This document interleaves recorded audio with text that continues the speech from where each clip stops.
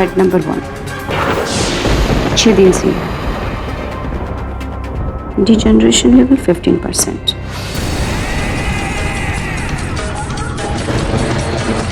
Bed number 2, 3 दिन से यहाँ है, डिजेनरेशन लेवल 10%। बेड नंबर 3, 3 दिन से यहाँ है, डिजेनरेशन लेवल 10%।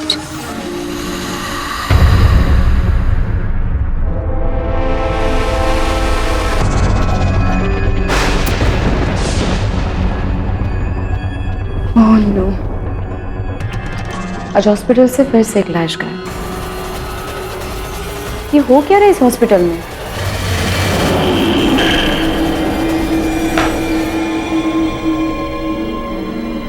मुझे डॉक्टर वासु को बताना होगा।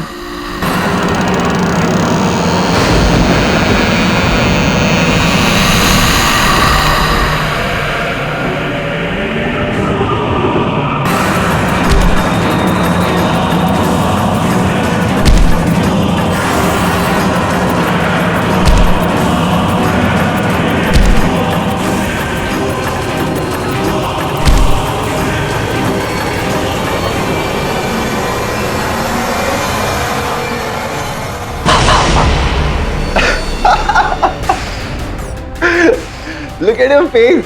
ऐसा लग रहा है जैसे जैसे तुमने कोई भूत देख लिया। Are you crazy, अभिषेक? मैं अब पहले से परेशान हूँ। मैं बहुत अच्छे से जानता हूँ कि मेरी होने वाली बीवी बहुत परेशान है, तभी तो मैं यहाँ पर आया हूँ, तुम्हें एंटरटेन करने के लिए। और वैसे भी इन मुर्दाओं के बीच में तुम बहुत ज्यादा बोर हो जाती होगी ना। अभिषेक, आज फिर से एक लाश गायब है। ये देखो शिट, कुछ घंटे पहले ही एक लावारिस लाश आई थी हॉस्पिटल में, और रिकॉर्ड के हिसाब से वो बेड नंबर 4 पे होनी चाहिए थी, पर यहाँ तो कोई लाश नहीं है।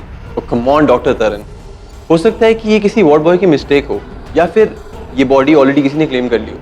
तुम एक इतनी होनहार इंटर्न हो हमारे हॉस्पिटल की, तो तुम इस मॉर्ग रूम में क्यों अपना टाइम वेस्ट कर रही हो? अभिषेक, तुम जानते हो क्यों? बॉस जानता हूँ, क्योंकि तुम्हारे डैड डॉक्टर सुमित नहीं चाहते कि तुम यहाँ पर काम करो। But sweetheart, he is your dad, और वो तुम्हारे बारे में हमेशा अच्छा ही सोचेंगे। पर आई कंप्लीटली डोंट अंडरस्टैंड कि तुम्हें यहाँ पर काम करके और उनकी बात के खिलाफ जाकर क्या समझदारी दिखाई देती है। अच्छा, sorry, I am so sorry, हम इसे भूल जाते हैं। तुम्हारी मॉम की सर्जरी है ना, तो मुझे लगता है कि तुम्हें उनसे मिलना चाहिए सर्जरी से पहले। अभिषेक,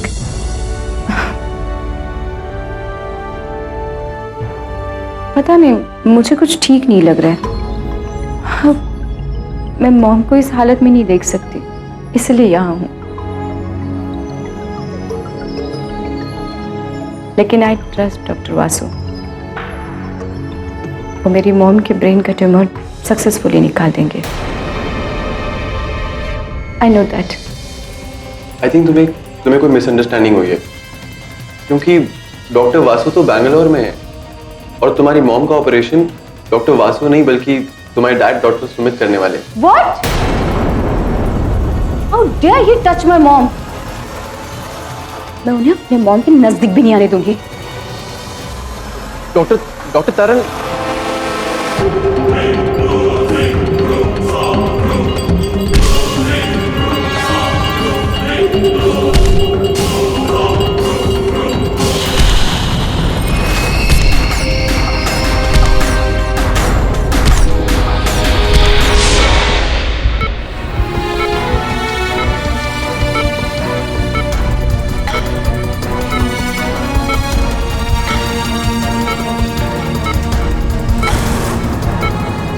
Anesthesia, Administered. oxygen and vital sign monitor. Already, sir. My surgical instruments. Are in place, sir. Fine, you may leave now. लेकिन सर, are you sure? आपको मेरी कोई हेल्प नहीं चाहिए? मैं ये सर्जरी अकेले ही करना चाहता हूँ, और वैसे भी डॉक्टर बासु के साथ मैं फोन से कनेक्टेड रहूंगा फॉर कंसल्टेशन ओनली। तुकाराम, जी सर। तो मोटी के बाहर ही रहना और किसी को अंदर आने मत देना, खास करके वो डॉक्टर तरनजीत को। यू मे ऑल गो ना। Okay sir.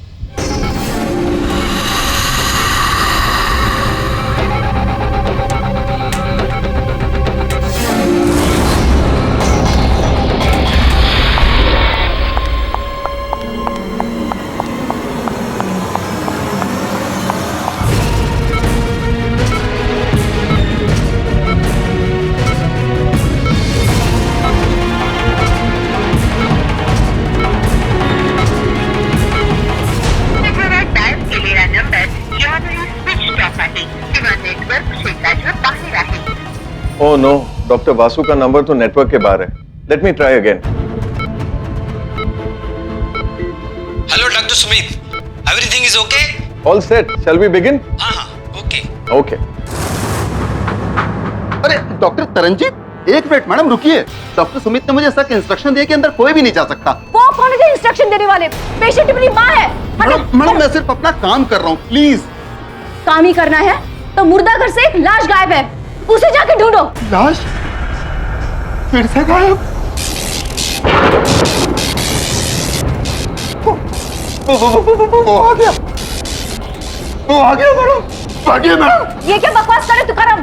तुम्हें जहाँ जाना है चले जाओ, हटो यहाँ से। चला चला, लौकर चला, लौकर चला, अरे लौकर चला। रिवॉर्ड भाई, ये लाइन को क्या हुआ? Hello hello doctor Sumit. अरे रिवॉर्ड भाई, क्या हो गया लाइन को? हेलो डॉक्टर सुमित, क्या हुआ? Hello hello doctor Sumit. कौन है? अरे कौन है? Doctor Sumit, doctor Sumit.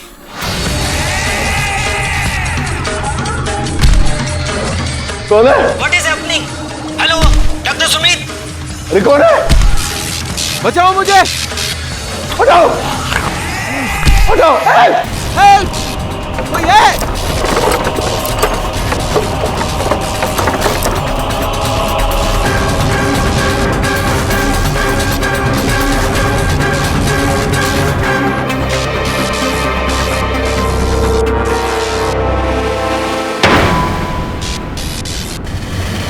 Hello doctor Sumit, क्या हुआ?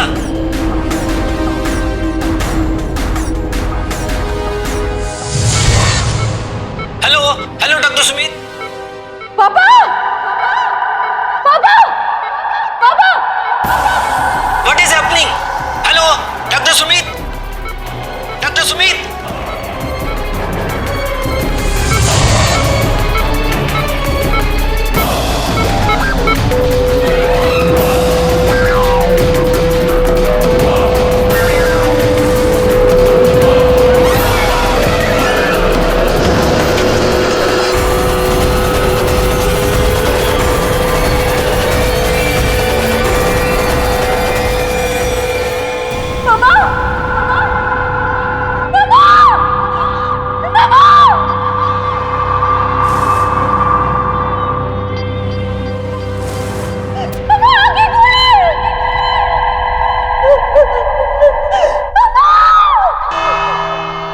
अदालत की कार्रवाई शुरू की जाए। योर ऑनर, मैं अदालत को बताना चाहता हूं कि डॉक्टर तरनजीत कौर डॉक्टर सुमित और किरण कौर की बेटी। 15 साल पहले जब हस्बैंड वाइफ के बीच में डिवोर्स हो गया था, तब से डॉक्टर तरनजीत कौर अपनी मां के साथ ही रहती है। डॉक्टर सुमित ने किसी और से शादी करने के लिए किरण जी से डिवोर्स ले लिया और तब से डॉक्टर तरनजीत कौर सुमित जी से नफरत करने लगी और इसी नफरत की आग में उलझकर उन्होंने डॉक्टर सुमित की हत्या कर दी। हत्या कर दी।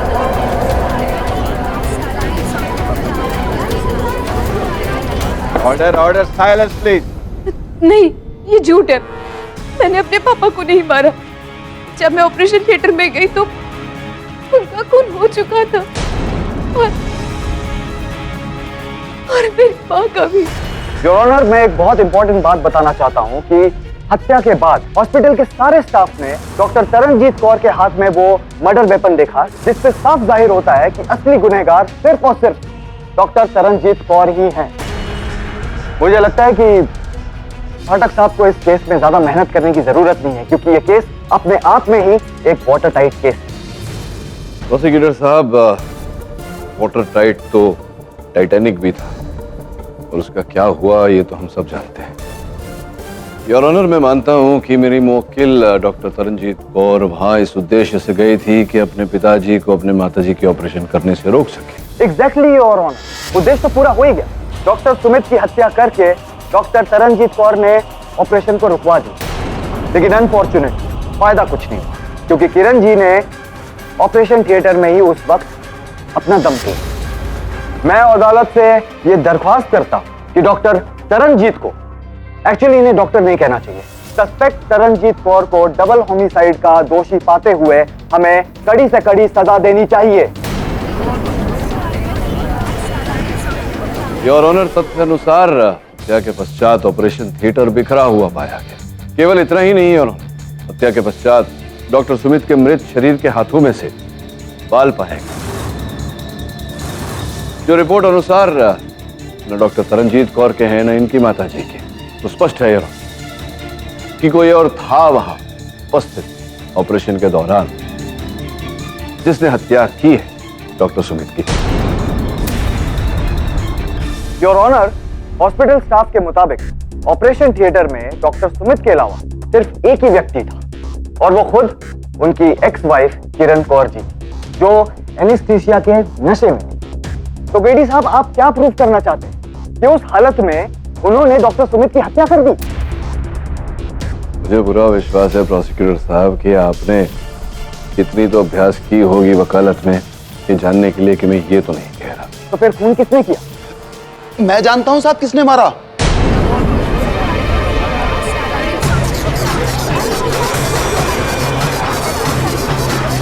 ऑर्डर ऑर्डर, आपको जो कुछ भी कहना है कटघरे में आके कहिए। जज साहब, डॉक्टर सुमित को लाश ने मारा।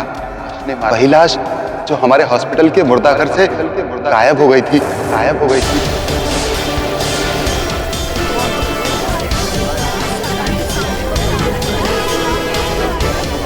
Order order, silence please. Tukaram, तुम अदालत में हो इस वक्त, क्या बकवास कर रहे हो? देवा शपथ साहब, हमारे हॉस्पिटल में अक्सर ऐसा होता है, लाश अपने आप गायब हो जाती है साहब, लाश अपने आप चलने लगती है साहब। 1 साल पहले मुझे भी लाश ने मारा था साहब, ये देखिए साहब। ये हॉस्पिटल की बिजली को क्या हो रहा है? ऑपरेशन थिएटर में तो कोई भी नहीं है।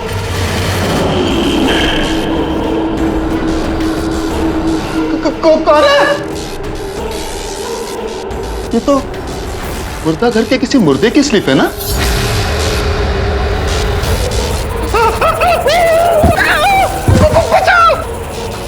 मुझ पे किसी ने विश्वास नहीं किया, लेकिन उसके 2 महीने बाद हमारे हॉस्पिटल के एक वार्ड बॉय भीकू ने लाश को चलते हुए देखा था साहब, हॉस्पिटल के कॉरिडोर में, और लाश उसके सामने आके गिर गई थी साहब। अभी सबने माना कि मैं सच बोल रहा था साहब। उसके बाद हॉस्पिटल में जब भी लाइट फ्लिकरिंग होती थी साहब, हम सब वार्ड बॉय और नर्स अपने आप को एक कमरे में बंद कर लेते थे साहब, और जैसे ही लाइट आ जाती थी हम सब लोग वापस बाहर आ जाते थे साहब। अब साहब, भूत से पंगा कौन लेगा साहब? योर ऑनर, मुझे लगता है कि तुकाराम पागल हो गया है। वो सिर्फ और सिर्फ अदालत और हमारा समय जाया कर रहा है। We should not take him very seriously. Your honour, मुझे ऐसा लगता है कभी कभी असंभव में ही संभव छिपा होता है। अब ये केवल तुकाराम ने देखा होता तो संभवतः हम इस बात को नजरअंदाज कर पाते, तो अस्पताल में अन्य वार्ड बॉय ने भी देखा। योर ऑनर, अब ये घटना या घटनाएं नेचुरल हैं या सुपरनेचुरल का पता लगाए बिना इस केस में आगे बढ़ना उचित नहीं होगा। मैं छानबीन करने के लिए अदालत से समय की मांग करता हूं। यह अदालत कल तक के लिए मुलतवी की जाती है। Court is adjourned. अस्पताल में चलती हुई लाश और किस किस ने देखी? साहब, मैं और दूसरा भीकू। वो तो इतना डर गया था कि काम छोड़ के अपने गांव ही चला गया। जी सर, हम सब बहुत डर गए थे। फिर तुकाराम ने हमें आइडिया दिया कि जब भी लाइट टिमटिमाए तो हम सब एक कमरे में बंद हो जाएं। What nonsense!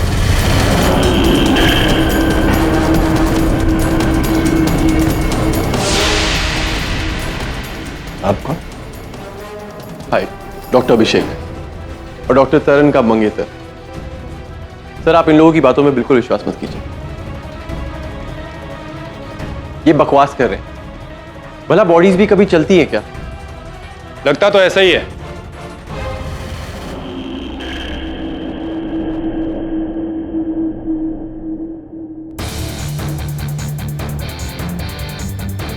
अरे दवे, तू यहाँ? हाँ किडी, डॉक्टर सुमित के हाथ में जो बाल मिले थे उनकी डीएनए रिपोर्ट आ गई। ये देखो किडी, इस रिपोर्ट के हिसाब से वो बाल विकास नाम के एक अपराधी के थे जो खुद 3 मर्डर केस में वांटेड था। और जिस रात डॉक्टर सुमित की हत्या हुई उसी सुबह विकास पुलिस एनकाउंटर में मारा गया और उसकी बॉडी को इसी हॉस्पिटल में लाया गया। केडी सर, मैंने सुना था हॉस्पिटल में वार्ड बॉयज और नर्सेज के बीच में कुछ रूमर्स चल रहा है कि हॉस्पिटल में ज़ॉम्बीज घूमते हैं। लेकिन मुझे समझ में नहीं आ रहा है, अगर उस लाश ने मेरे पापा को मारा भी है तो मुझे दिखा क्यों नहीं ऑपरेशन थिएटर में? और जब मैं वहां गई तो वहां पर कोई नहीं था, सिर्फ वासु सर की आवाज आ रही थी इंटरकॉम पे। डॉक्टर वासु ऑपरेशन के दौरान इंटरकॉम पे थे? हाँ, वो ब्रेन सर्जरी में पापा से भी बड़े एक्सपर्ट थे, इसीलिए वो बैंगलोर से कंसल्ट कर रहे थे। वो दोनों बहुत अच्छे दोस्त थे, इसलिए उन्होंने पार्टनरशिप में हॉस्पिटल भी खोला था। ऐसी फिर तो डॉक्टर वासु से बात करनी पड़ेगी। डॉक्टर वासु, जिस दिन ये हत्या हुई डॉक्टर सुमित की, डॉक्टर सुमित ऑपरेशन थिएटर में थे अकेले, तो आप उन्हें कंसल्टेशन दे रहे थे बेंगलोर से फोन द्वारा? जी हाँ। तो ये जो फोन द्वारा आप संपर्क पे थे, आवाजें आप तक पहुंच रही थी, क्या आपने एक बार भी डॉक्टर सुमित को डॉक्टर तरनजीत का नाम लेते हुए सुना? No, I don't think so. वो सिर्फ यही बोल रहे थे, हटाओ इसे, हटाओ, हेल्प मी, हेल्प मी। तो योर ऑनर, मुझे समझ में नहीं आ रहा कि इससे केडी साहब साबित क्या करना चाहते हैं। योर ऑनर, आपकी अनुमति हो तो जो मैं प्रमाणित करना चाहता हूं उसे दर्शा दूं। अनुमति है? यहाँ आइए मेहता साहब, आगे आइए मैदान में, आइए आइए। और उस तरफ घूम जाइए। मान लीजिए कुछ क्षण के लिए कि आप डॉक्टर सुमित है और यहाँ आप अपनी पत्नी का ऑपरेशन कर रहे हैं। ये इंस्पेक्टर दवे जो हैं पीछे खड़े हैं, देखिए इंस्पेक्टर दवे हैं, ये आकर आप पर प्रहार करें। आप रेडी हैं?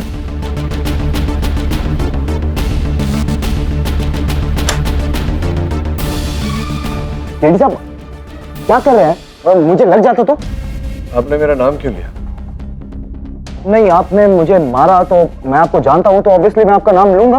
बस योर ऑनर, यही प्रमाणित करने का प्रयास कर रहा था कि एक बेटी अगर अपने बाप पे प्रहार करे तो बाप एक बार तो बेटी का नाम अवश्य लेगा। डॉक्टर सुमित ने अवश्य तरनजीत का नाम लिया होता अगर तरनजीत ने उन पर वार की होती तो। इंटरेस्टिंग, मैं समझ गया केडी साहब, लेकिन हो सकता है कि डॉक्टर सुमित ने नाम लिया होगा लेकिन अफरा तफरी में डॉक्टर वासु ने नहीं सुना होगा, और अगर सुना है तो शायद याद नहीं होगा क्योंकि उम्र हो गई है ना इनकी। आपका पेन। योर ऑनर, ये जो प्रश्न रखा है मेहता साहब ने, इसका उत्तर देने में बिल्कुल कठिनाई नहीं है। हॉस्पिटल में जब भी कोई डॉक्टर एक एक्सपर्ट डॉक्टर की कंसल्टेशन लेता है फोन द्वारा, तो वो वार्तालाप रिकॉर्ड की जाती है योर ऑनर, भविष्य के विद्यार्थियों के पढ़ाई की। इस समय वो रिकॉर्डिंग मेरे सहायक वरुण के पास है। आपकी अनुमति हो तो मैं अदालत में चला दूं। अनुमति है।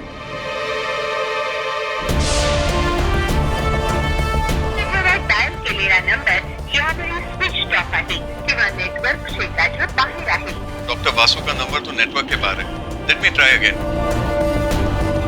Hello doctor Sumit, everything is okay? All set, shall we begin? Good, I hope आपने सारी तैयारी कर ली होगी। हाँ, मैं वाइटल ऑर्गन्स पे नजर रखता हूँ। Okay. Doctor Sumit, all organs are okay. आपका क्या स्टेटस है डॉक्टर सुमित? ये लाइन को क्या हुआ? व्हाट? कोई है?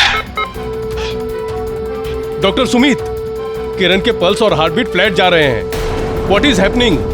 Hello hello doctor Sumit.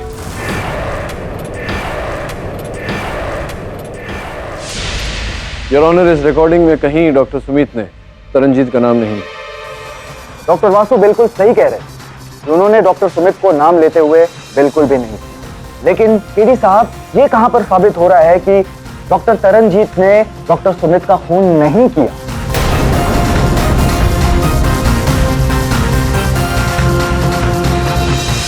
PD साहब, कहां खो गए आप? नहीं, खोया नहीं था, यही था। योर ऑनर, मेहता साहब की बात तो सत्य है। इस रिकॉर्डिंग से शंका अवश्य पैदा होती है कि तरनजीत ने डॉक्टर सुमित की हत्या नहीं की, किंतु ठोस रूप से प्रमाणित नहीं होता। ठोस रूप से एक बात अवश्य प्रमाणित होती है योर ऑनर, कि डॉक्टर वासु अदालत में झूठ बोल रहे हैं।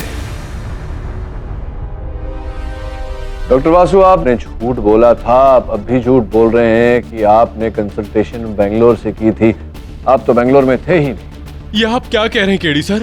शायद आपने ये रिकॉर्डिंग ठीक से सुना नहीं। जब प्रथम बार डॉक्टर सुमित ने आपका फोन ट्राई किया तो आपका फोन नेटवर्क क्षेत्र से बाहर था।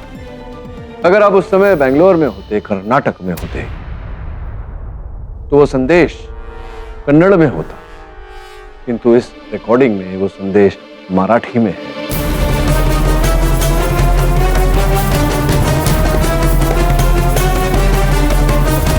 जिसका ये अर्थ होता है डॉक्टर वासु कि आप महाराष्ट्र में थे।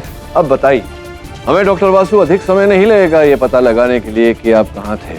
पुलिस जाएगी और आपके मोबाइल रिकॉर्ड्स चेक करेगी, जहां से हमें पता चल जाएगा कि आप कहां थे। और इसी प्रकार से अगर आप झूठ बोलते रहे तो शंका आप पर भी जाती है कि आपने बिजली गुल होने के बाद प्रवेश किया ऑपरेशन थिएटर में और डॉक्टर सुमित, जो आपके हॉस्पिटल के 50% के मालिक थे, उनकी हत्या की, क्योंकि आप जानते थे कि तरनजीत तो अपने पिता की जायदाद पर दावा करेगी नहीं, तो आप 100% के मालिक बन बैठेंगे। बताइए आगे क्या? सर, ये बिल्कुल झूठ है। मैंने सुमित को नहीं मारा, वो मेरा दोस्त था। ये सच है कि मैं उस रात बेंगलोर में नहीं था, मुंबई में था। झूठ क्यों बोल रहे हैं आप अदालत में कि आप बेंगलोर में थे? क्या कारण था इसके? योर ऑनर, मेरा ट्रीटमेंट चल रहा था कीमोथेरेपी का।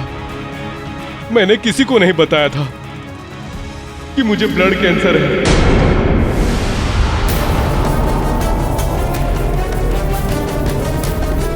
मैं बेंगलोर के बहाने कोलाबा की एक हॉस्पिटल में कीमोथेरेपी ले रहा हूं।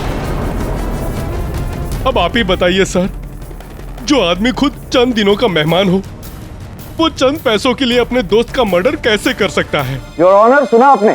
केडी साहब एक कैंसर पेशेंट पर खून का इल्जाम लगा रहे, लेकिन मुझे कहीं पर भी कोई भी पॉसिबिलिटीज नहीं दिखती है जहां पर तरनजीत को छोड़कर किसी और ने मर्डर करने की कोशिश की हो या की है।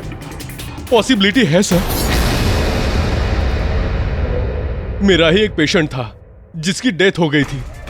मैंने उसे डेड डिक्लेयर किया था, लेकिन कुछ घंटों के बाद जब मैं मॉर्ग में गया तो मैंने उसके हाथ और पांव चेक करते हुए देखे। मैंने ये बात किसी को नहीं बताई, क्योंकि अगर मैं ये बात किसी को बताता तो वो मेरा मजाक उड़ाते, क्योंकि मेरे पास कोई प्रूफ नहीं था और शायद मेरा मेडिकल करियर ही खत्म हो जाता। मैं पूरी जिंदगी डॉक्टर रहना चाहता था और लोगों का इलाज करना चाहता था। योर ऑनर, मैं जानता हूं कि अदालत ये मृत मुर्दों के चलने इत्यादि में सुपरनैचुरल बातों में नहीं मानती। अदालत प्रमाण मांगती है। तो कहीं ना कहीं ये केस द्वितीय बार है जो ज़ॉम्बी पर, मृत व्यक्ति पर, मुर्दे पर आकर खड़ा हो। मैं अदालत से निवेदन करता हूं कि पुलिस को आदेश दिया जाए कि सर्वप्रथम इस गुत्थी को सुलझाए, इसके पीछे तथ्य क्या है वो पता लगाए, उसके बाद ही हम इस केस में आगे बढ़े। मिस्टर पाठक, मैं आपके दलील से सहमत हूं। यह अदालत पुलिस को आदेश देती है कि वो इस रहस्य के बारे में जल्द से जल्द पता लगाए। यह अदालत अगली सुनवाई तक के लिए मुलतवी की जाती है। The court is adjourned. Sir, doctor Vasu ने सचमुच हॉस्पिटल में ज़ॉम्बी देखे?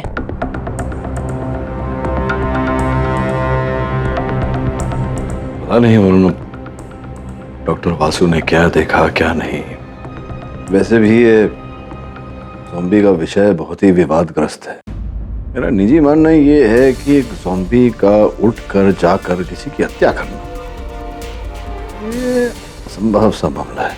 सर, डॉक्टर सुमित की मौत के बाद हॉस्पिटल का स्टाफ और डर गया और मुझे पता चला है कि हॉस्पिटल ग्रेवयार्ड पर बनाया गया है। मैंने सीरियल में एक देखा था कि भूत था और वो सिर्फ 3 बजे रात को निकलता था।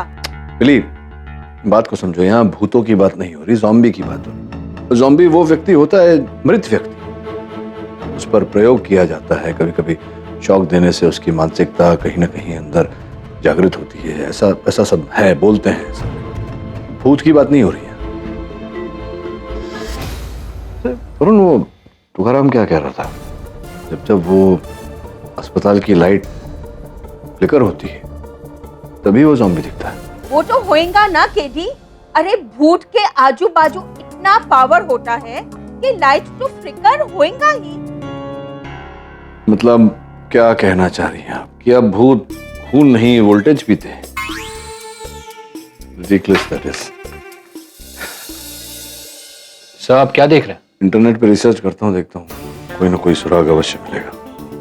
Okay sir.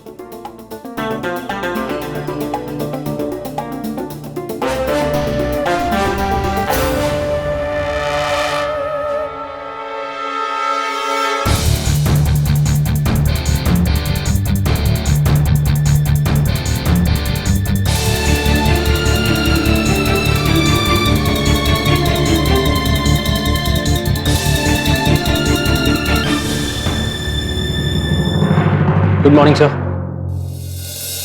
सर, आप रात भर यहीं थे? सर, अगर आप ऐसे ही काम करते रहेंगे तो आपकी तबीयत खराब हो सकती है। क्या करे वरुण, काम तो करना पड़ेगा और अभी जाना भी पड़ेगा। सर, कहाँ? अस्पताल, ज़ॉम्बी की गुत्थी सुलझाना है। तो रवि को बोल दे, तेरे दोस्त को, उसकी आवश्यकता पड़ेगी। हाँ दवे, सुन।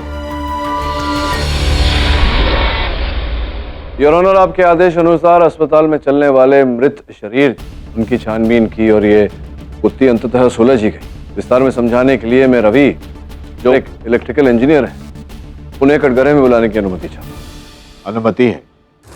योर ऑनर, जिस किसी व्यक्ति ने भी उस अस्पताल में मुर्दे को चलते हुए देखा, सबका यही कहना है कि सुबह अस्पताल की बत्तियां जो है वो झिलमिलाती हैं, फ्लिकर करती हैं। इसी कारण रवि, जो एक इलेक्ट्रिकल इंजीनियर है, इन्हें लेकर हम अस्पताल। सर, मैंने सारे मेन इलेक्ट्रिकल पॉइंट्स चेक कर लिए हैं, यहाँ कोई प्रॉब्लम नहीं। तो फिर लाइट्स फ्लिकर क्यों होती हैं अपने आप? इलेक्ट्रिसिटी में कुछ भी अपने आप नहीं होता है। जाहिर सी बात है कि वोल्टेज फ्लक्चुएशन की वजह से ही लाइट्स फ्लिकर होती हैं, और वोल्टेज फ्लक्चुएशन या तो पावर कंपनी की तरफ से हो सकती है या फिर यहीं इसी हॉस्पिटल में किसी मशीन के बहुत ज्यादा अमाउंट में पावर कंज्यूम करने की वजह से। और उन्होंने तुझे पता लगाने को कहा था कि यहाँ आसपास की कोई बिल्डिंग में से इस तरह की वोल्टेज फ्लक्चुएशन की कंप्लेंट गई है या नहीं? नहीं सर, अगल बगल की किसी भी बिल्डिंग ने कोई कंप्लेंट नहीं की। मतलब जो प्रॉब्लम है वो यहीं अस्पताल में ही है। योर ऑनर, इसलिए मैंने उस हॉस्पिटल का पावर डिस्ट्रीब्यूशन चेक किया तो पता चला कि सबसे ज्यादा और थिक केबल्स उसी ऑपरेशन थिएटर में लगी हुई थी जहां डॉक्टर सुमित का खून हुआ। योर ऑनर, प्रथम बार भी तुकाराम ने ऑपरेशन थिएटर से ही मुर्दे लाश को चलते हुए बाहर जाते हुए देखा था। इसी कारण हमने वहां की पावर लाइंस चेक की। कमाल की बात है सर, इस रूम में ऐसी कोई भी मशीन नहीं है जिसके लिए इतनी थिक पावर लाइंस की जरूरत हो, लेकिन फिर भी लाइंस एक्टिव हैं और कोई तो एक मशीन पावर खींच रही है। आप चलते हैं यहाँ से, मुझे तो लगता है कि वो भूत यहीं आसपास ही कहीं है। हाँ, आसपास तो है, लेकिन कोई भूत नहीं, वो मशीन है जो यहाँ से बिजली खींच रही है। दीवार के पीछे एक वरुण, आयरन पाउडर लाने बोला था, चला है? जी हाँ सर। पर ये क्यों? ये तुझे तो पता है कि जहाँ इतनी अधिक मात्रा में बिजली का उपयोग होता है वहाँ चुंबक क्षेत्र बनता है। ये डालेंगे तो रवि, हट जरा, थोड़ा और दे।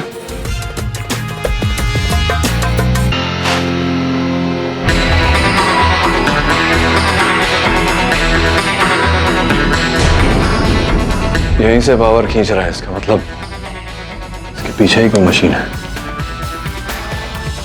वो मैग्नेट है।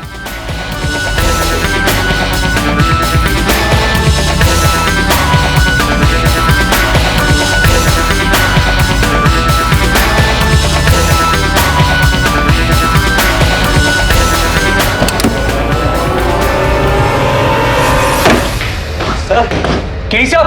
हाँ हाँ मैं ठीक हूं। आजा।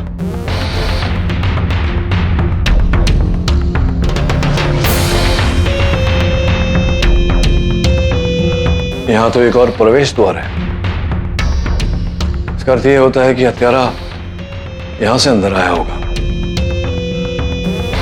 थिएटर में जाकर डॉक्टर सुमित की हत्या करके फिर यहीं से पलायन कर गया होगा। मुझे लगता है यहाँ कहीं ना कहीं तो कोई ना कोई सुराग तो छोड़कर गया होगा। देर में लाइट।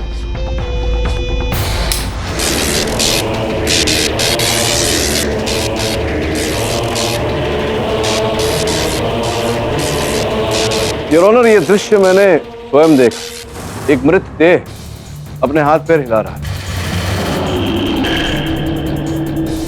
किंतु यहाँ कोई भूत प्रेत वाली कहानी नहीं है। वैज्ञानिक कारण है इसके पीछे। साधारण रूप से भी योर ऑनर जब हम हाथ पैर हिलाते हैं तो उसके पीछे कारण होता है योर ऑनर, हमारे मस्तिष्क से एक इलेक्ट्रिकल इंपल्स जाता है जो हमें कहता है हाथ पैर हिलाने के लिए, और हम हिलाते हैं। उस लैब में भी योर ऐसा ही प्रयोग चल रहा था, जहां इलेक्ट्रिक इंपल्सेस देकर एक मृत व्यक्ति के हाथ पैर हिलाए जा रहे हैं। मैंने कई विश्व प्रसिद्ध डॉक्टर्स और वैज्ञानिकों से बात की और यह निर्णय पर उतरा हूं योर ऑनर कि ऐसे इलेक्ट्रिक शॉक्स द्वारा, इंपल्सेस द्वारा एक मृत शरीर के हाथ पैर हिलाए जा सकते, कुछ कदम चलाए भी जा सकते, किंतु एक मृत देह का हत्या का यह असंभव है। केडी साहब शायद ये भूल गए हैं कि तुकाराम ने इसी कोर्ट में हमें बताया था कि 1 साल पहले उसी हॉस्पिटल पे किसी ज़ॉम्बी ने अटैक किया। अब तुकाराम ने जो बताया मेहता साहब, वो तो तुकाराम आके बताएगा। तुकाराम जी, आपने हम सबको बताया था कि प्रथम बार आपने वो चलत फिरत मृत व्यक्ति को देखा था अस्पताल के बाहर, और फिर वो बत्तियां झिलमिलाने लगी। जी, आपने ये भी कहा था कि आप पर उस मृत देह ने प्रहार किया था, आक्रमण किया था। उस समय इसके अतिरिक्त और कुछ भी हुआ था? हुआ होगा अवश्य, क्योंकि प्रहार होने के 1 हफ्ते बाद ही आपके बैंक के खाते में 5 लाख रुपए जमा हो, अस्पताल के बैंक के खाते से। ये तो कागज पर है, इसे तो झुटला नहीं सकते आप।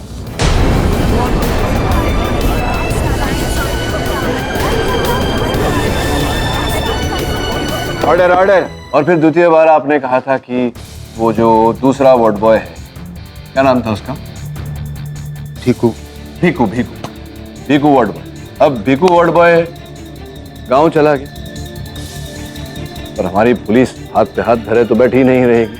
उन्होंने पकड़ा उसे, पूछताछ की तो पता चला कि आपने 50,000 रुपए उसे दिए हैं गांव लौट जाने के। अभी क्या चल रहा है? वो बोनस मिला था ना साहब मेरे को। हाँ, बोनस दिया गया था। बोनस दिया गया था ताकि आप वहां अस्पताल में चल रहे उस प्रयोग के रहस्य को छिपा कर रखे, और आपने ऐसा किया भी, और सुंदर एक कहानी भी रची, जिसके चलते जैसे ही वो बत्तियां झिलमिलाने लगती थी, आपके अस्पताल का पूरा स्टाफ जाकर के कमरे में अपने आप को लॉक कर लिया करता था। आपने ये ठोस रूप से तय कर लिया कि कोई बाहर ना आए और किसी को भी प्रयोग का रहस्य पता ना चले। अब देखिए, या तो आप ना कर सकते हैं इस बात, तो फिर हम केस को आगे बढ़ाएंगे।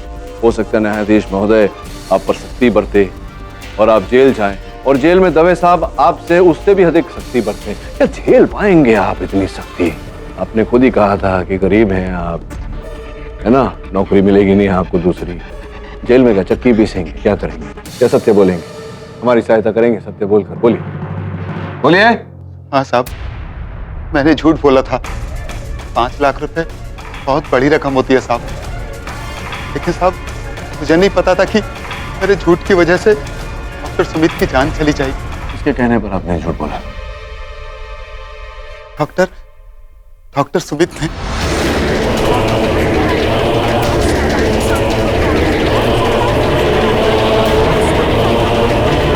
इंटरेस्टिंग योर ऑनर, इसका मतलब यह है कि वो हिडन लैब डॉक्टर सुमित की ही थी, जहां पर वो लाशों पर एक्सपेरिमेंट करते थे और उन्हीं की बनाई हुई एक जिंदा लाश ने उन पर अटैक कर दिया और उनकी हत्या कर दी। नहीं नहीं नहीं नहीं प्रोसिक्यूटर साहब, आप जो चल रहा है अदालत में उस पर आपका ध्यान नहीं। मैंने ये कहा कि एक मृत शरीर के, एक देह के हाथ पांव हिलाए जा सकते हैं इलेक्ट्रिक शॉक द्वारा। मैंने ये कतई नहीं कहा कि वो देह उठकर हाथ में सर्जिकल इक्विपमेंट उठाकर इस डॉक्टर की हत्या भी कर सकता है, ये नहीं कहा मैंने। केडी साहब, खून फिर किसने किया? क्या हम जाकर लाश से पूछे कि भैया लाश बताइए कि खून किसने किया? मेहता साहब, मेरे अनुभव अनुसार हत्या के हर केस में कहीं ना कहीं लाश बोलती अवश्य है।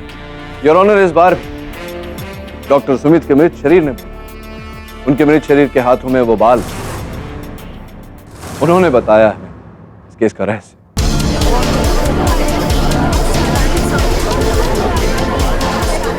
Order, silence in the court. आपकी अनुमति हो तो मैं एक बार इंस्पेक्टर दवे को कटघरे में बुलाना चाहूंगा। अनुमति है। योर ऑनर, केडी पाठक ने मुझे जानकारी दी कि वो हॉस्पिटल एक ग्रेवयार्ड की जमीन पे बनाया गया है और हॉस्पिटल बनाने से पहले डॉक्टर सुमित और डॉक्टर वासु ने ग्रेवयार्ड की सारी बॉडीज को शिफ्ट करने के लिए अलग से जमीन ली। मैं वहां इन्वेस्टिगेशन करने के लिए गया था। मुझे ये जानना था कि आप यहाँ अकेले काम करते हैं? Yes sir. तुमको क्या मांगता है बॉय? मुझे ना यहाँ की सारी डेड बॉडीज चाहिए। Dead bodies? हाँ, और सबसे पहले वो जो लेटेस्ट दफनाई गई अभी हाल फिलहाल में। हमने सारी बॉडीज की जांच करवाई और ऑलमोस्ट हर बॉडी के सर पे जलने का निशान था, मतलब उन पे एक्सपेरिमेंट किए गए थे। इंस्पेक्टर दवे, अदालत को बताइए कि वो कौन व्यक्ति था जो इन सारे शरीरों को, मृत शरीरों को वहां दफन कर रहा है? डॉक्टर सुमित ने। योर ऑनर, पिछले 1 साल से डॉक्टर सुमित हर महीने वहां एक बॉडी दफनाते थे। ग्रेवयार्ड का खर्चा हॉस्पिटल के फंड से चल रहा था और स्टीव को भी उन्होंने खरीदा हुआ था। अब इंस्पेक्टर दवे, ये बताइए कि डॉक्टर सुमित के निधन के बाद विकास की बॉडी को किसने दफनाया? हाँ किट, अच्छे से पूछताछ करने के बाद स्टीव ने हमें उसका नाम भी बता दिया, डॉक्टर अभिषेक।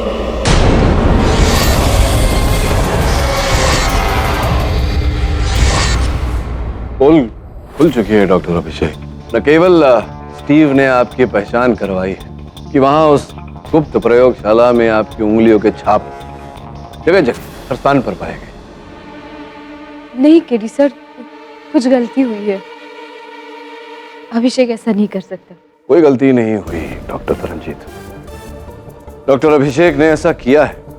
योर ऑनर, इनके अपराध का स्रोत मुझे उस प्रयोगशाला के पीछे की ओर गुप्त दरवाजे से मिला। यहाँ तो एक और प्रवेश द्वार है। इसका अर्थ यह होता है कि हत्यारा यहाँ से अंदर आया होगा। आपको अचंभा होगा ये जानकर तरनजीत जी कि वो दरवाजा कहाँ खुलता है। आपके अस्पताल के मुर्दा घर में, जहां ये थे आपके साथ उपस्थित, पर जैसे ही आप ओटी की तरफ भागी, ये उस गुप्त दरवाजे का उपयोग करके ओटी के भीतर गए और आपके पिता की हत्या की।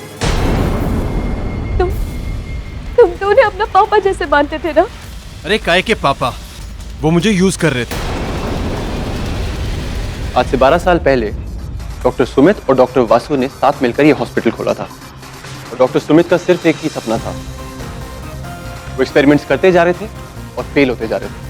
फिर 5 साल पहले मैंने वो हॉस्पिटल ज्वाइन किया और मैं भी वही एक्सपेरिमेंट्स और रिसर्चेस करने लगा। लेकिन सिर्फ 4 साल में मैंने उन डेड बॉडीज के लिम्स को मूव करना शुरू कर दिया। मैंने उनकी ब्रेन मैपिंग भी कर दी और मुझे लगा कि अगर हम इन मुर्दों में जान डाल देंगे तो मेरा नाम पूरे देश में होगा, पूरी दुनिया मुझे जानेगी। लेकिन नहीं, डॉक्टर सुमित का कुछ और ही प्लान था। वो इन सब एक्सपेरिमेंट्स का क्रेडिट अकेले लेना चाहते थे और अपनी उस असिस्टेंट की लिस्ट में मेरा नाम डालने वाले थे। तब मैंने डिसाइड कर लिया कि अब इस बुड्ढे डॉक्टर को मरना होगा। तुमने मेरे पापा को मारा। हाँ, मैंने मारा उन्हें। जब तुम अपने पापा से लड़ने के लिए ऑपरेशन थिएटर में गई थी तब मैं उनके सीक्रेट लैब में पीछे के दरवाजे से घुस गया। अरे कौन है?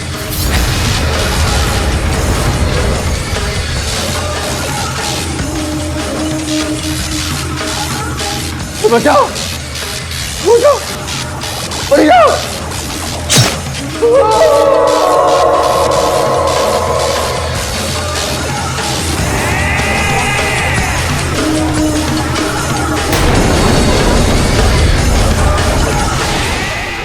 मैंने ये मर्डर बहुत सोच समझ के किया था। पहले तो वो लाश डॉक्टर सुमित पर धकेल दी ताकि हाथापाई होते हुए जो भी निशान आए वो उस अनजान लाश के हो और कोई मुझ पर शक भी ना करे। Your honour, the defence rest.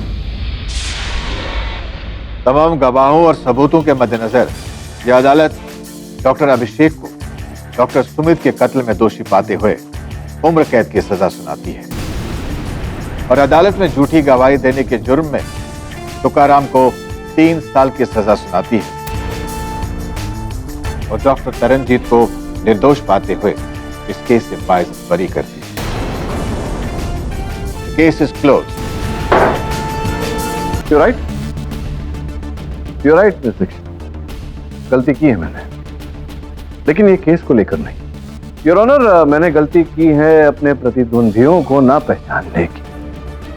होता है योर ऑनर, ऐसे अनुभव होते हैं जिससे मनुष्य सीखता है। अब प्रश्न यहाँ ये उठता है योर ऑनर कि अगर सिमरन जी और डॉक्टर देशमुख इस दवा जेनोलॉक्स के बारे में जानते ही नहीं, तो फिर मेरे पास इसकी 4 गोलियां कहां से आई योर ऑनर?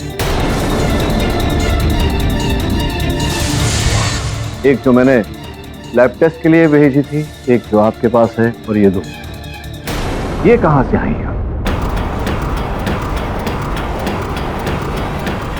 इसका अर्थ ये है कि मैं जो कह रहा हूं वो सत्य है। मिस्टर पाठक, ये भी आपके मुवक्किल का कोई खेल ही होगा। ये गोलियां भी आपको आपके मुवक्किल ने दी है ना? नहीं, आपने सुना नहीं। ये दवाइयां मुझे सिमरन जी ने दी। यही तो मेरा प्रश्न है कि अगर सिमरन जी को इस बारे में कुछ पता ही नहीं, तो फिर उन्हें ये दवाइयां डॉक्टर देशमुख से मिली कैसे जो उन्होंने मुझे दी? योर ऑनर, केवल इतना ही नहीं, अद्भुत बात कि मालिनी का भाई, ये जो आरोप इन्होंने लगाया है कि इनके भाई साहब इस केस को स्थगित करने का प्रयास कर रहे हैं। प्रोसिक्यूटर साहिबा के पास आना, इन्हें धमकाना, इन्हें रिश्वत देने का प्रयास करना, ये समझ में आती है बात, क्योंकि ये मेरे मुवक्किल के विरुद्ध है। मुझे क्यों इस केस से हटाने का प्रयास किया गया है? मैं तो इनके साथ हूं, इनके पक्ष में हूं। Yes, that is a valid point. Malini ji, क्या आपके पास अपने भाई सतीश का कोई स्थिर चित्र है, फोटो? वैसे तो हम कभी मिलते नहीं हैं, लेकिन हाँ, 2 साल पहले हमारे मम्मी के बर्थडे पर हम पूना में मिले थे। वहाँ हमने कुछ फोटोज खींची थी। मेरे सेलफोन में शायद उसकी फोटो होगी। दवे, इनका सेलफोन है मेरे पास?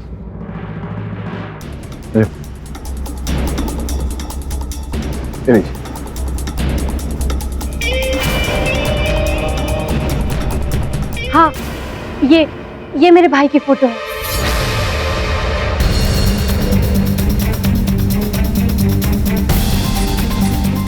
ये आपके भाई सतीश? जी। योर ऑनर, इनके भाई सतीश का जो चित्र है, ये उस व्यक्ति से मेल नहीं खाता जो मेरे कार्यालय आया था मुझे धमकाने। और मुझे पूरा यकीन है जो फोन आपको आया था, मैं जानता हूं कि सतीश के फोन से आया था। पर कोई आपको धमकाने के लिए अपने ही सेल फोन से फोन क्यों करेगा? आपको तो पता चल जाएगा ना कि उसी का नंबर है।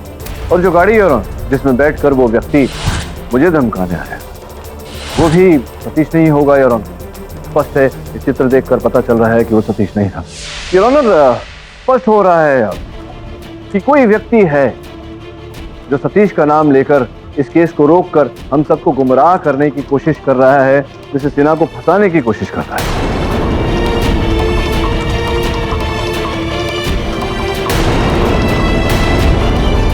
पाठक, आपका ये कहना आसान है, लेकिन जब तक उस आदमी का पता अदालत को नहीं मिल जाता तब तक आपके क्लाइंट पे लगे सवाल अब भी बिना जवाब के।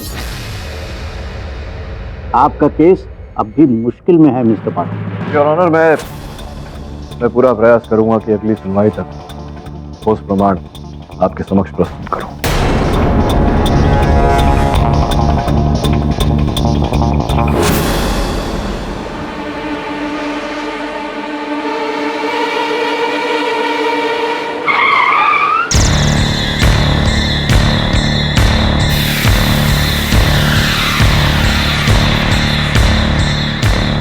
Good evening sir. Shut up. ये पैसे रखो और ये केस खत्म करो। केस तो लगभग खत्म है सर। लगभग, लेकिन पूरी तरह नहीं ना। इस केडी पाठक से मुझे बहुत डर लगता है। जो भी हो, हमारी ड्रग्स जेनोलॉक्स का नाम और प्रोडोल का जिक्र अदालत में नहीं आना चाहिए, चाहे उसके लिए उस औरत को फांसी क्यों ना हो जाए। समझे? Yes sir. पैसे की चिंता मत करो गोवा। केडी को मरवाना भी पड़े तो हम तैयार हैं।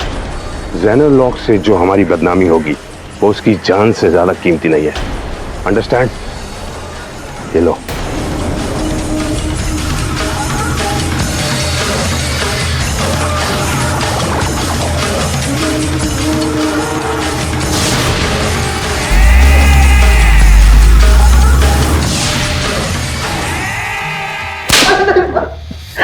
अपनी बहन मालिनी को बचाने के लिए तूने प्रोसिक्यूटर मिस शुक्ला को फोन किया था?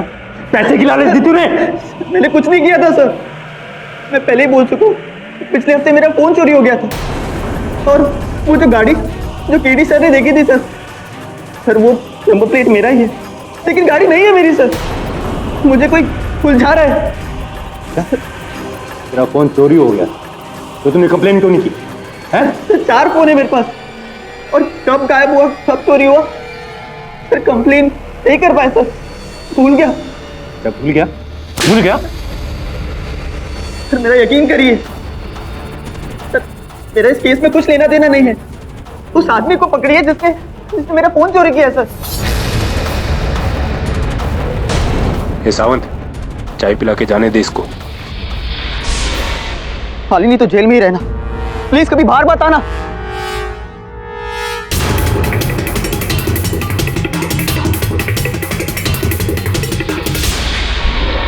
देखिए, आप प्लीज धैर्य रखिए।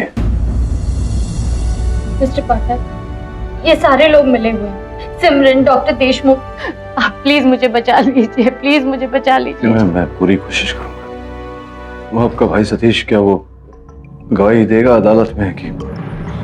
वो कभी गवाही नहीं देगा, वो कभी मेरा साथ नहीं देगा। वो मुझसे बहुत नफरत करता है मिस्टर पाठक। जायदाद को लेकर हमारे बीच लड़ाई हुई, वो कभी मेरी मदद नहीं करेगा।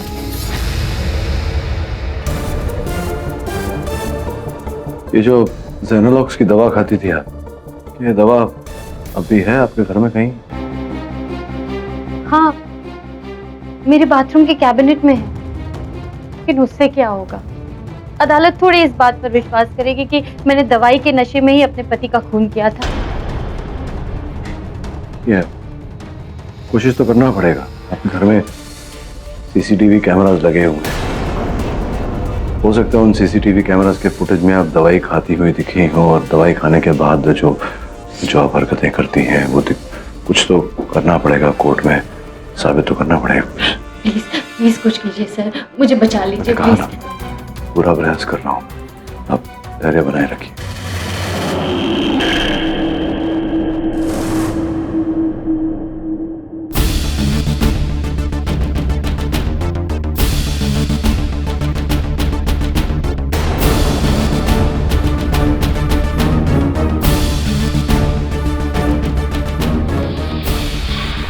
सर, आपने देखा जिस दिन वेदांत का मर्डर हुआ उसी सुबह मालिनी ने 2 गोलियां जेनोलॉक्स से खाई।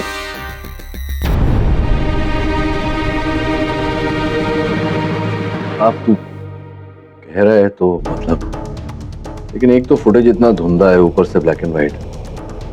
अदालत में साबित कैसे करेंगे कि ये जेनोलॉक्स की गोली खा रही है? मतलब हो सकता है सर्दी खांसी, you know what I mean. ये जेनोलॉक्स ही है ये कैसे साबित करेंगे? दिखाई नहीं दे रहा।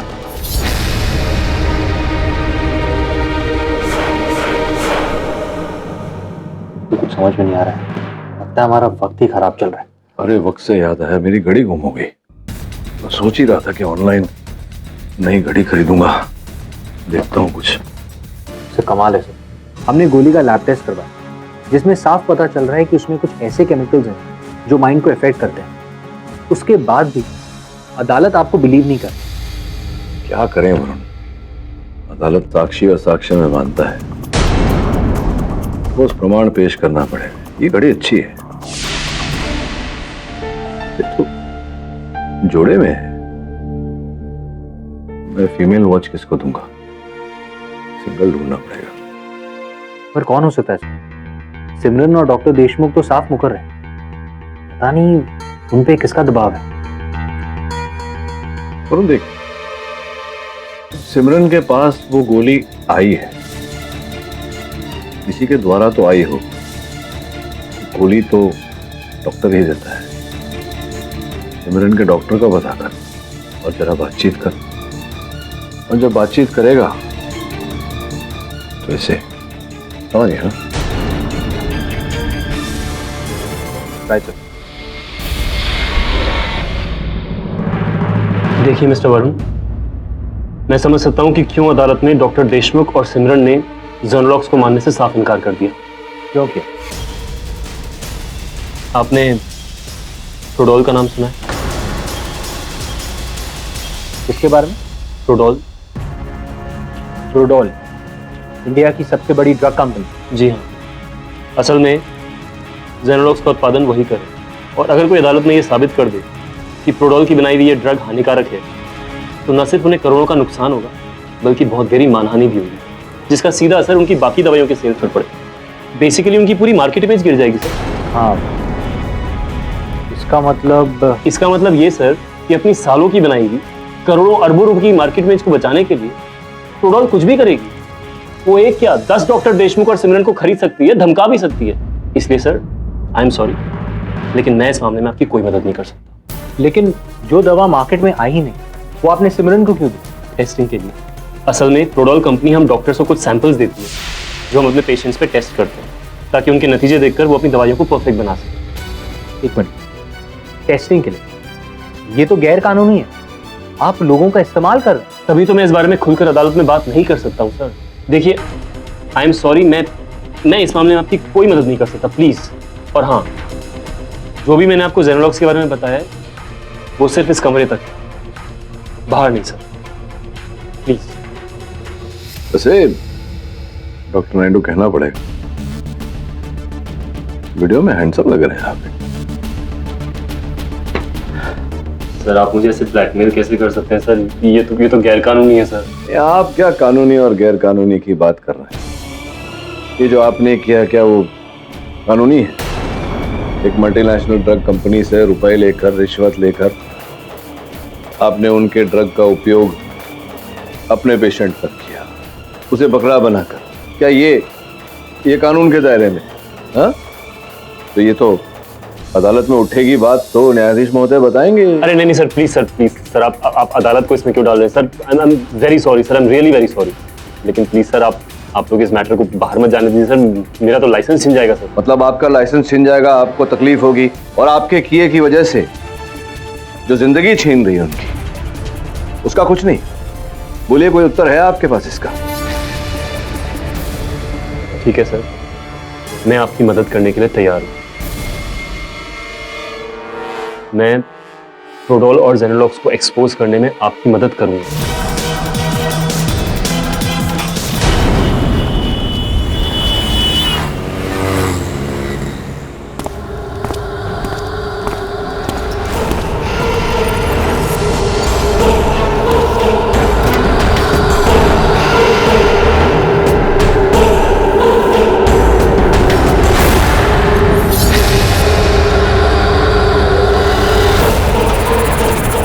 क्षमा करना केडी, तुम इस केस को छोड़ोगे नहीं तो तुम्हें यह दुनिया छोड़नी पड़ेगी। Good bye.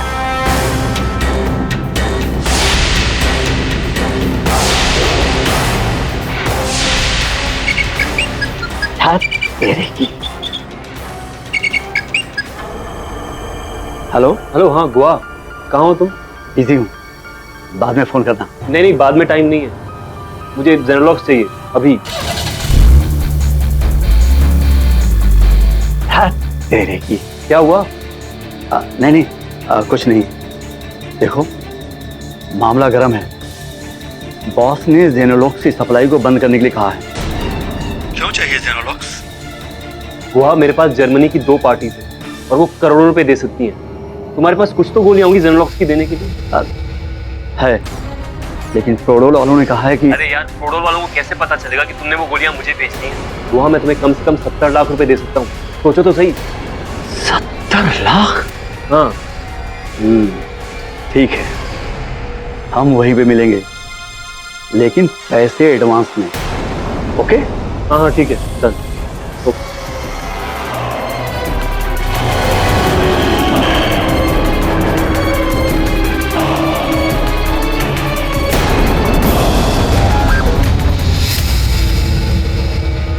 आज तू और जीले केडी। आज मैं पैसे कमा लेता हूं, कल तुम अपनी जिंदगी गवा देना। सुनो, मुझे कुछ होगा तो नहीं ना? कुछ नहीं होगा, एकदम नॉर्मल बिहेव करो। वो देखो, आ गया।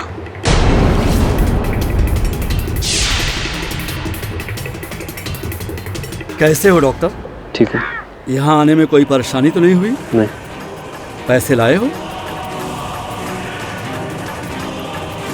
मेरी माँ कहती थी डॉक्टर बन। मैं पढ़ने में कमजोर था, इसलिए डॉक्टर के बदले में एमआर बन गया। दवा के कारोबार में डॉक्टर से ज्यादा पैसे कमाता हूँ। ये रहा तुम्हारा जेनोलॉक्स, ये हमारा आखिरी स्टॉक है, संभाल के खर्च करना।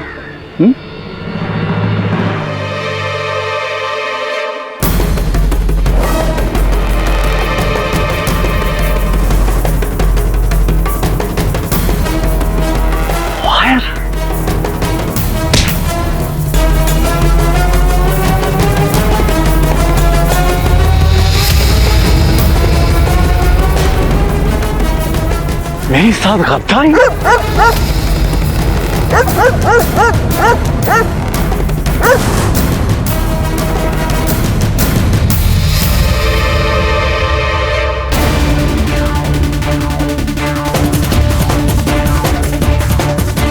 नहीं तो इसकी जरूरत नहीं है। ब्रूनो, गो ब्रूनो, गो।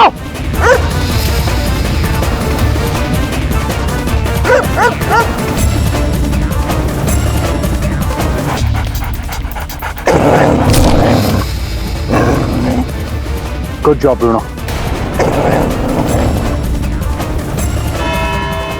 जज साहब, मैं सब कुछ बोलने को तैयार हूं।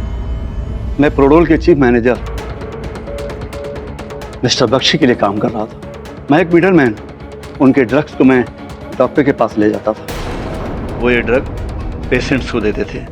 जेनोलॉक्स पूरी तरह से तैयार नहीं थी, फिर भी हमने इसकी टेस्टिंग के लिए डॉक्टर नायडू द्वारा सिमरन जी और डॉक्टर देशमुख के थ्रू मालिनी को चुना। लेकिन वन सेक, सिमरन ने तो कहा था कि उसने इस ड्रग के बारे में कभी सुना ही नहीं। फिर? क्योंकि मैंने उन्हें धमकी दी थी कि अगर उन्होंने अदालत में सच बोला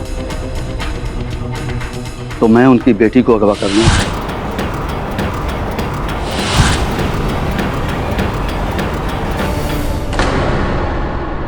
योर ऑनर, इसी प्रकार से इन्होंने डॉक्टर देशमुख को डराया, धमकाया, अदालत में झूठ बोलने को उकसाया कि उन्हें उस दवा के बारे में कुछ नहीं पता और वो दवा उन्होंने मिसेस सिन्हा को नहीं दी थी। जबकि सत्य तो ये है कि सर, ये मिस्टर गोवा ने जेनोलॉक्स की गोलियां लाकर मुझे दी। ये काफी खतरनाक ड्रग्स है सर। पेशेंट इसे लेते ही अपने दिमाग पर काबू खो बैठता है। ये बहुत ही खराब ड्रग है सर। ये एक ऐसा नशा है जो आपके होश हवास उड़ा देता है। आपको कुछ पता ही नहीं चलता कि आप क्या कर रहे हैं। सर, मेरे साथ ऐसा हुआ है और मालिनी के साथ भी। मालिनी ने अनजाने में ड्रग के नशे में वेदांत की जान ले ली। लेकिन एक और क्वेश्चन है, वो मालिनी का भाई सतीश, उसकी सेलफोन की बात कर रही हैं? नहीं, वो सेलफोन गुहा ने चुराया था और उस सेलफोन से आपको फोन किया गया ताकि सबको ये लगे कि आपको धमकियां सतीश दे रहा है। और वो गाड़ी और नंबर प्लेट दोनों नकली, पुलिस को गुमराह करने के लिए, अदालत को गुमराह करने के लिए, ताकि अदालत में ये बात स्थापित हो कि मालिनी और सतीश दोनों मिलकर ये षड्यंत्र रच रहे, जबकि वास्तविकता में ऐसा कुछ नहीं था। तो योर ऑनर, ये की सजा तो प्रोडोल के चीफ मिस्टर बख्शी को ही मिलनी चाहिए। Your honour, mister Bakshi.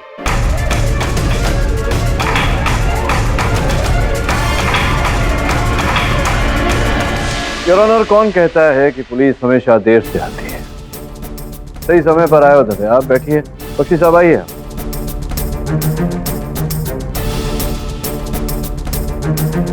मैं आपको बताना चाहता हूं बख्शी साहब कि ये जो मिसेस सिन्हा को आपने अपने अनुसंधान का पात्र बनाया, इन्हें निशाना बनाया, जेनोलॉक्स ड्रग का प्रयोग इन पर किया, इसके कारण न केवल इनका पूरा परिवार नष्ट हो गया, जीवन असफल हो गया। अब इसकी सजा आपको जितनी ज्यादा मिले उतनी कम है। तो डिफेंस रेस्ट योर ऑनर। जिसमें गुहा के बयान के बाद अदालत ये जान गई है कि ये सारा षड्यंत्र प्रोडोल कंपनी का रचा हुआ है, अनजाने में जिसका शिकार बनी है मिसेस मालिनी सिन्हा। जेनोलॉक्स की वजह से उन्होंने अपने पति वेदांत सिन्हा की जान ली, उस ड्रग के नशे में जिसमें उनका कोई कसूर नहीं। लिहाजा ये अदालत मिस्टर बख्शी, मिस्टर गुहा, डॉक्टर देशमुख और डॉक्टर नायडू को हिरासत में लेने का हुक्म देती है और मिसेस मालिनी सिन्हा को उनके पति वेदांत सिन्हा के कत्ल के जुर्म से बाइज्जत बरी करती है और हुक्म देती है कि उन्हें फौरन मेडिकल ट्रीटमेंट दिया जाए। Case is close. क्या खेल रचा है मालिनी ने।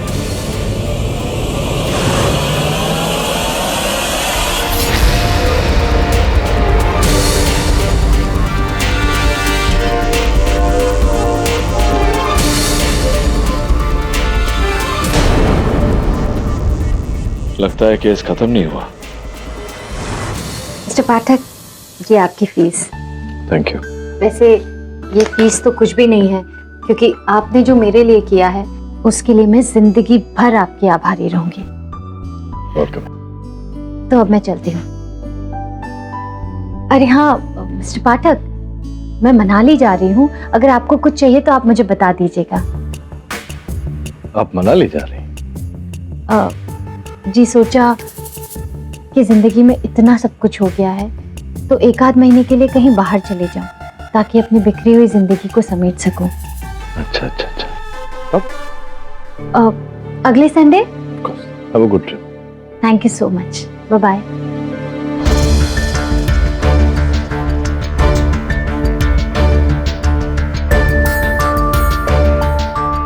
कंग्रेचुलेशन सर, केस जीतने के लिए। सर मैं तो कहता हूँ कि इससे पहले कोई नया केस आए आप छुट्टी पे कहीं चले जाए। क्यों तू मुझे छुट्टी पे भेजना चाहता है ताकि तुझे भी छुट्टी मिले? कोई छुट्टी वुट्टी मिलने नहीं वाली, क्योंकि ये केस अभी तक खत्म नहीं हुआ। सर अब किसका केस? अरे ये केस है ना, चल ही रहा है, doctor Naidu. Sir doctor Naidu को तो बेल मिल गई है। इनफैक्ट वो 1 महीने के लिए कॉन्फ्रेंस में जा रहे हैं। अच्छा, कॉन्फ्रेंस में जा रहे हैं? विचित्र बात है, उन्होंने कोई और लॉयर कर लिया, बताया तक नहीं? हाँ सर, ये बात भी मुझे दवे ने बताई। क्या बता रहा था दवे? सर अगले संडे जा रहे हैं, पता नहीं कहाँ। अच्छा, क्या बात है। और सब संडे को ही बाहर जा रहे हैं मुंबई से? मैं मनाली जा रही हूँ अगले संडे। भाई संडे? 1 नंबर के बेवकूफ, गधे और इडियट हो तुम। मैंने बोला था ये जी पाठक को मार डाल, लेकिन नहीं, तुम्हें तो लालच सूझी थी। खुद तो फंसे और मुझे भी। मेरी पूरी कंपनी बंद करवाओगे तुम। सर क्या करे, केडी पाठक का कुछ नसीब ही ऐसा है कि। लीजिए आ गए जनाब। तुम अब भी कुछ करना बाकी? अंदर तो भेज दिया हमें। इस बार आपको बाहर निकलना है। मजाक कर रहे हो क्या? नहीं, मजाक तो मैं कम ही करता हूँ। मैं आसानी से हार मानने वालों में से नहीं। केस कर दूंगा उस औरत मालिनी पर जिसकी वजह से मेरा करोड़ों का बिजनेस खतरे में है। I'll see you back in High Court, Mr. K.D. Pathak. Good, यही तो मैं चाहता हूँ। चलिए मिलते हैं अदालत में।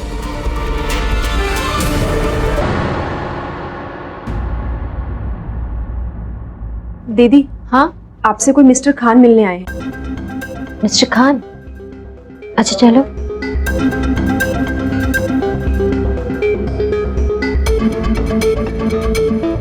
जी आप? मेरा नाम एडवोकेट खान है। प्रोडोल के चीफ मिस्टर बख्शी ने मुझे हायर किया है एक केस लड़ने के लिए आपके खिलाफ।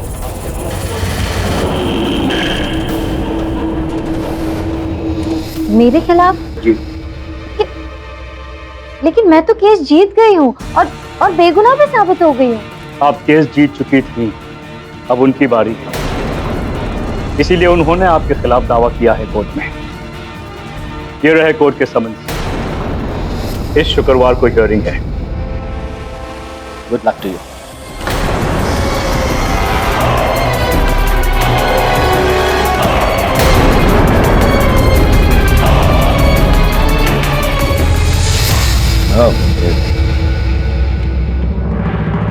लीगल समन्स है आपके नाम, लेकिन चिंता करने की कोई आवश्यकता नहीं।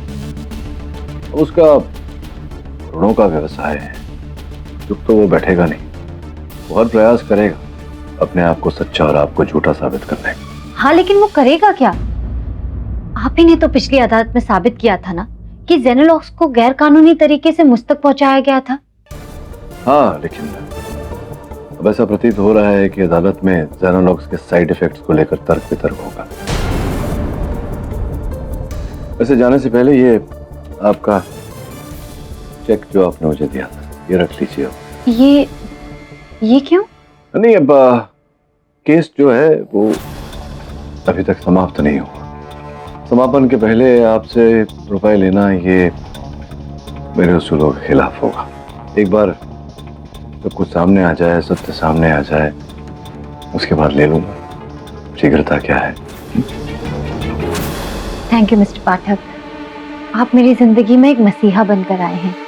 आपका बहुत बहुत धन्यवाद। आप जो कहेंगे मैं वैसा करूंगी। क्या करना होगा मुझे? हाँ, अभी करना क्या है, अदालत के आधे घंटे पहले बताऊंगा। ये लीजिए आपकी जेनोलॉक्स की दवा।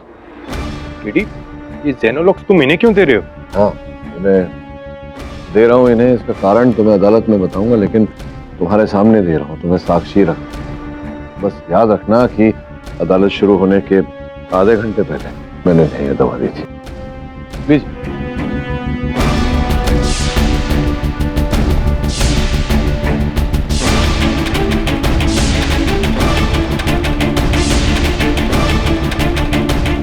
अब याद रखना, जब प्रोडोल के वकील खान साहब आएंगे तब वो जो आपने मेरा नाम लिया मिस्टर पाठक और मैं हाजिर हो गया।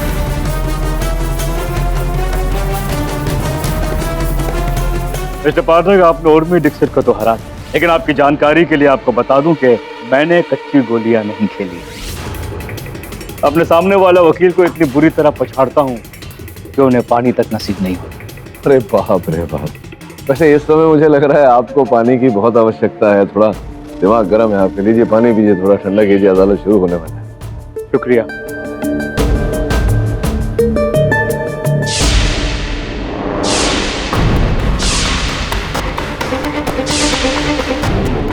योर ऑनर, मेरे मौक्किल अरविंद बख्शी पर लगाया हुआ इल्जाम गलत है। मिसेस मालिनी सिन्हा के जरिए किए गए इनके पति के खून में प्रोडोल या जेनोलॉक्स दवा का कोई हाथ नहीं।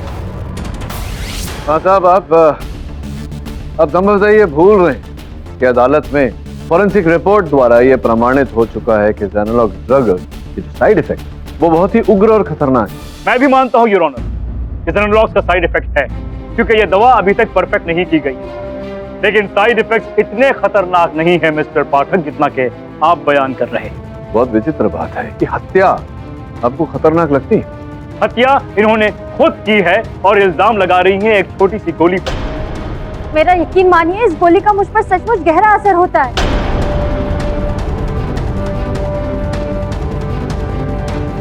साहब, क्या आप ये कहना चाहते हैं कि मालिनी जी ने उस दवा की आड़ में अपने पति को मारा, उनकी हत्या की और दोष दवा पर डाला? ये बिल्कुल सही मिस्टर पाठक। योर ऑनर, जब कोई शख्स गाड़ी से एक्सीडेंट करता है तो इल्जाम हमेशा गाड़ी के ब्रेक्स पर लगाता है।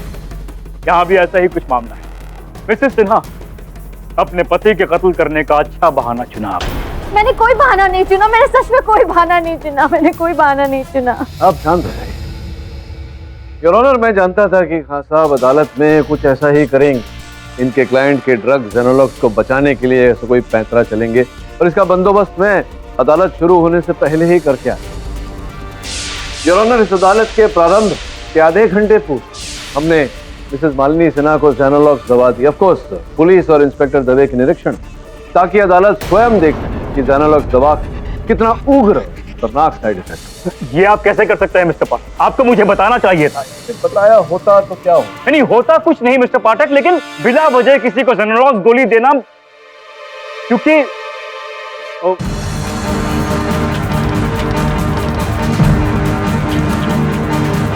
Mrs. Sinha, please go back inside.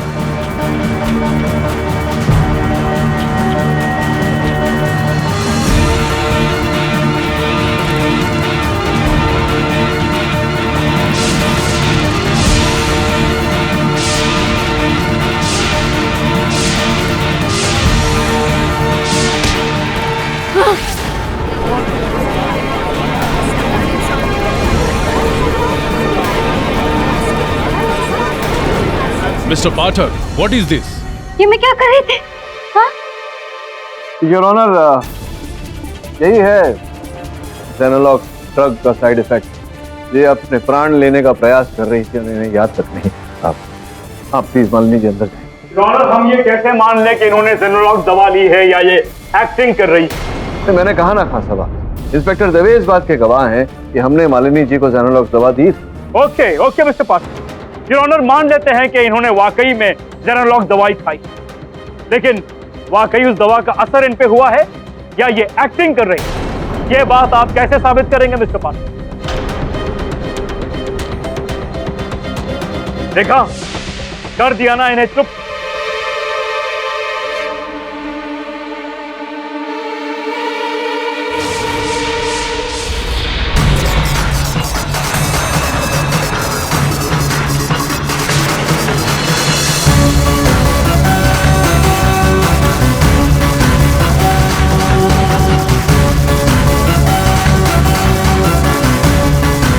Mister Khan, ये क्या कर रहे हैं आप? Mister Khan,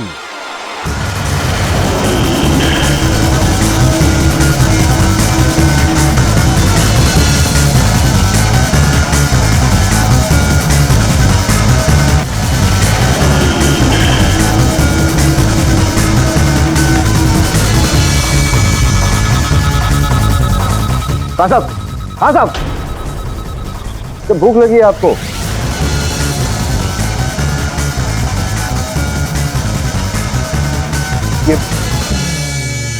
your honour, I am extremely sorry. ये खाना कोर्ट में नहीं, आपको अदालत से क्षमा मांगने की कोई आवश्यकता नहीं। क्षमा तो मुझे मांगना चाहिए योर ऑनर। मैंने जो किया उसके चलते इनके साथ ये हुआ। ये जो है योर ऑनर, ये जेनोलॉक्स दवा का साइड इफेक्ट का प्रभाव है जो मैंने अदालत के आरंभ में इन्हें खिलाया था।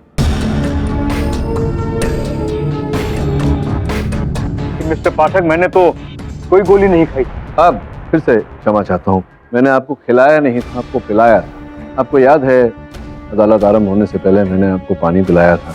उस पानी में मैंने वो जेनोलॉक्स ड्रग घोल कर मिला दिया था, आपको पता भी नहीं चला। बट प्लीज एक्सप्लेन के आपने वो दवा मुझे दी क्यों? क्योंकि मैं जानता था कि आप मालिनी पर आरोप लगाएंगे और कहेंगे कि ये जेनोलॉक्स का साइड इफेक्ट नहीं है, इसलिए मैं चाहता था कि आप स्वयं इसका आभास करें, आपको महसूस हो कि क्या होता है जेनोलॉक्स का प्रभाव।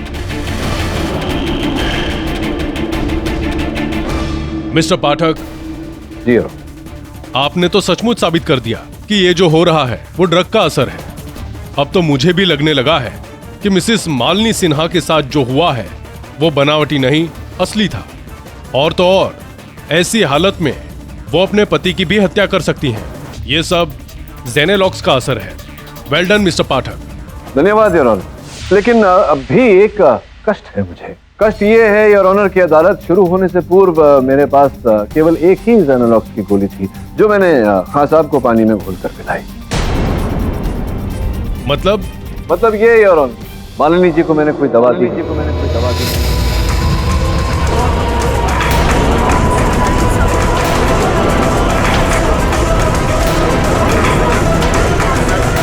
शुरू होने से पूर्व मेरे पास केवल एक ही जेनेलॉक्स की गोली थी जो मैंने खान साहब को पानी में घोलकर पिलाई।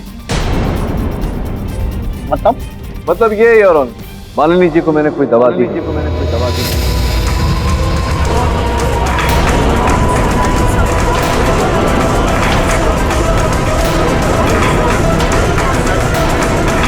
Order order. ये क्या कह रहे हैं मिस्टर पाठक? आपने तो मुझे इंस्पेक्टर दवे के सामने गोली दी थी। हाँ नहीं, मैंने गोली तो दी थी आप, लेकिन वो जेनोलॉक्स की गोली नहीं थी। जेनोलॉक्स की तरह दिखने वाली गोली थी, विटामिन सी की गोली।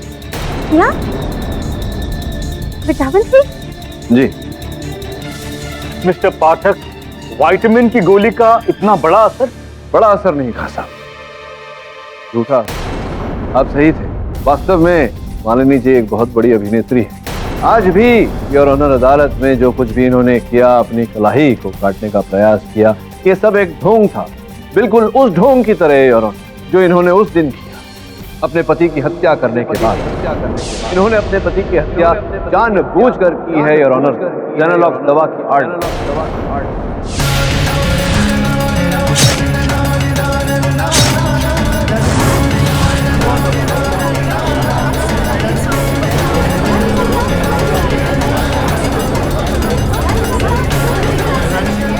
Order order. लेकिन मिस्टर पाठक, आप तो मेरी तरफ से हैं। नहीं, मैं आपकी तरफ नहीं, मैं तो सिर्फ सत्य की तरफ चलता हूँ। इसका मतलब आपने मुझे धोखा दिया? धोखा मैंने नहीं मालिनी, धोखा तो आपने दिया है, मुझे नहीं, अदालत को। ये जताकर कि आपने अपने पति की हत्या जेनोलॉक्स के साइड इफेक्ट के चलते की, जबकि ऐसा नहीं। अब क्या करें, लोहे को लोहे से काटना पड़ा। वाह मिस्टर पाठक, तभी आपने मिस्टर बख्शी को उकसाया कि वो हाई कोर्ट में अपील करे ताकि आप इन्हें रंगे हाथों पकड़ सकें। वाह मिस्टर पाठक, आपने तो बाजी मार अपना जीता हुआ केस हारा। नहीं, मिस्टर पाठक झूठ बोल रहे हैं। मैंने अपने पति को नहीं मारा है, वो एक हादसा था जज साहब, वो एक हादसा था। अब हादसा क्या है, हकीकत क्या है, नाटक क्या है, वास्तविकता क्या है, ये सब कुछ ही क्षणों में बाहर आ जाएगा। ये पूरा रहस्य उस षड्यंत्र का जिसकी खिलाड़ी केवल आप नहीं, आपके प्रेमी मिस्टर हेमंत नायडू भी।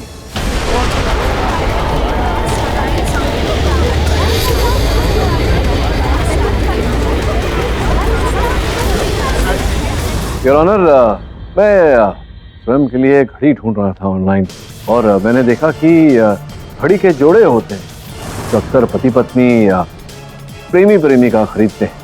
वैसे ही घड़ी के एक जोड़े में से एक घड़ी मैंने इनकी कलाई पर देखी।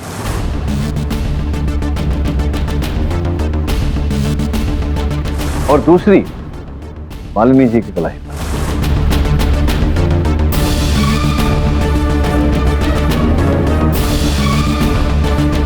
मुझे तब लगा कि योगवश ऐसा हुआ हो, पर मेरा संदेह विश्वास में तब बदला जब मुझे यह पता चला मालिनी जी के ट्रैवल एजेंट से कि बड़ी चतुरता से नायडू साहब और मालिनी जी ने अलग अलग मनाली की टिकट बुक करवाई। केस जीतने की खुशी में दोनों एक साथ छुट्टी पर जाना चाहते थे मनाली। टिकट तो अलग अलग बुक करवाई और ऑनर, किंतु होटल का कमरा केवल एक।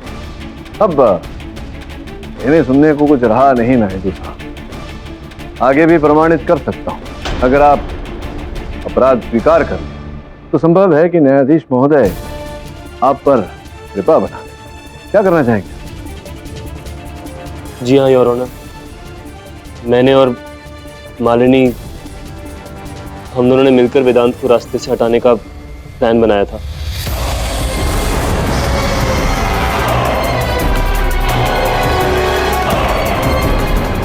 मैंने पहले सिमरन को जेनोलॉक्स दी थी ताकि वो उस बारे में मालिनी को बता दे, और मालिनी को मैंने जेनोलॉक्स के साइड इफेक्ट्स के बारे में पहले ही बता दिया था ताकि उसकी आड़ में वो अभिनय कर सके और अपने पति की जान ले सके। The defence rest your honour. ये अदालत तमाम सबूतों और गवाहों को मद्देनजर रखते हुए मिसेस मालिनी सिन्हा को अपने पति वेदांत की हत्या के आरोप में आजीवन कारावास की सजा सुनाती है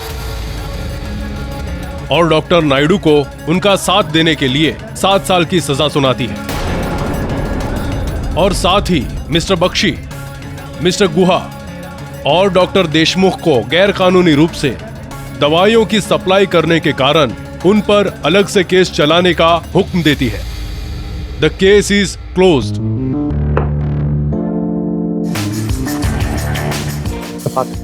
बहुत बहुत मुबारक हो। मैं आपसे बहुत मुतासिर हूँ। सच्चाई की खातिर अपना जीता हुआ केस आप हार गए। क्या करें खान साहब, सच्चाई के लिए बहुत कुछ करना पड़ता है। और किसी विशेष व्यक्ति ने कभी कहा था, हार के जीतने वाले को ही बाजीगर कहते हैं। और भी दिलचस्प कहानी देखने के लिए हमारे चैनल को सब्सक्राइब करें और बेल आइकॉन दबाना न भूलें।